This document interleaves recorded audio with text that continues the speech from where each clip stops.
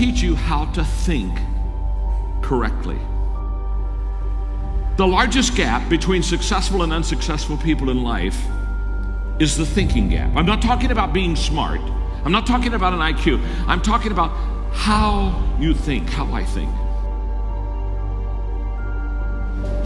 Successful people think differently than unsuccessful people. Wise thinking leads to right living. Stupid thinking leads to wrong living.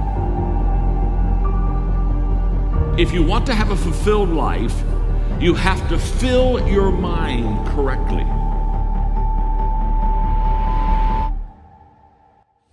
Right now, you need to focus on today.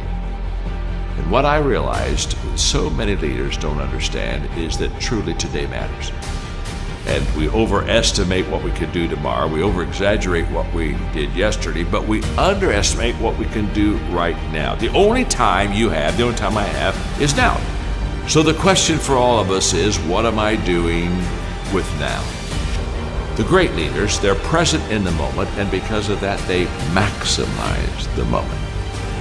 So if you're tempted to take that faraway glance, well, glance. But get right back to the present moment. Because today, you're preparing to make tomorrow a success.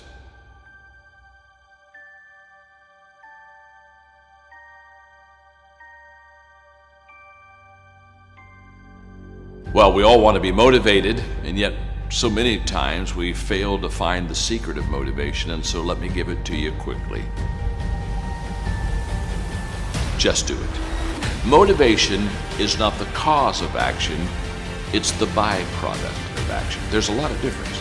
If I think motivation is the cause of my action, then I'm going to wait to be motivated before I do something. But if I realize it's the byproduct of my action, then I'll start doing something. And then guess what? Motivation will come up and zap you, and all of a sudden you feel good and you're glad you're doing it. And you're saying, wow, this is truly wonderful. So let it be the byproduct of your life. Don't let it be the foundation for the actions that you take in your life.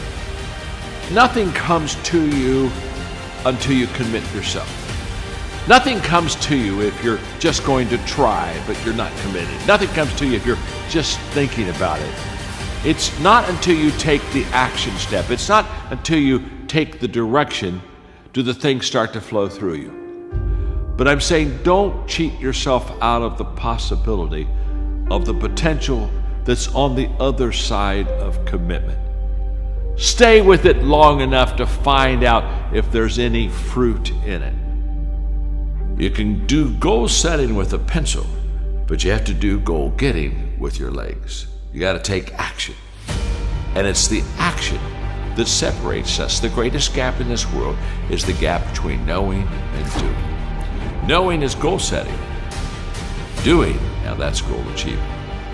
People that are knowledgeable about habits say that it takes 30 days for a habit to become a habit. Now, habits can be good and habits can be bad. And so over a period of time, you can either be developing habits that are going to help you, or you can be developing habits that are going to hurt you. People that grow develop habits that help them.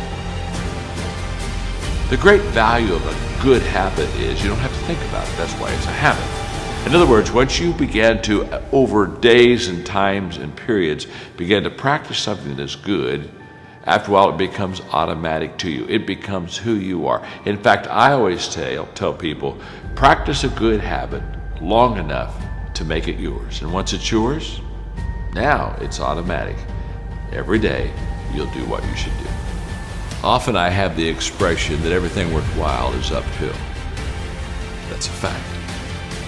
You've never heard someone talk about accidental achievements. You've never heard someone that got to the top of the mountain and somebody asked them, how did you get there? Kind of look confused and say, I have no idea. They know how they got there. The reason they know how they got there is because they had to walk all the way up the mountain. Nobody lifted them. There were no shortcuts. There's not an elevator. There's not an escalator. It's all effort that gets you to the top of the mountain. What I want you to understand is that inspiration does a lot better when it's coupled with perspiration. There are a whole lot of people, they want to be inspired in great things, but they don't want to do the hard work. to achieve those great things. It's not either or, it's both and. So I really trust today that you will just kind of roll up your sleeves, look at something you haven't tackled for a while, dive in. You'll be amazed that once after you do the work, you get inspired. Don't wait to get inspired before you do the work.